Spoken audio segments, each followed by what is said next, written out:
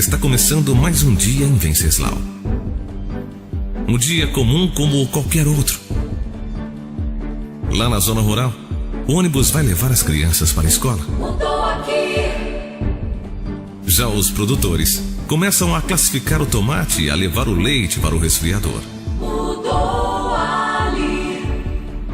Já nas vilas, os moradores vão pegar a circular para ir para o trabalho. E a ambulância sai para o seu primeiro atendimento.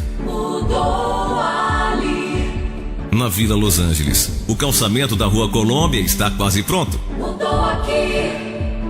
No centro da cidade, as ruas começam a ser asfaltadas.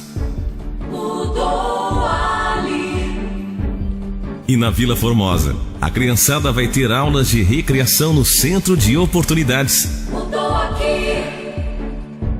Já na Vila Toyoki, a unidade do Corpo de Bombeiros já está quase pronta. Na Vila Santa Maria, as crianças se preparam para ir para a creche. Enquanto isso, no Centro Social, é hora de preparar o almoço para nossas crianças.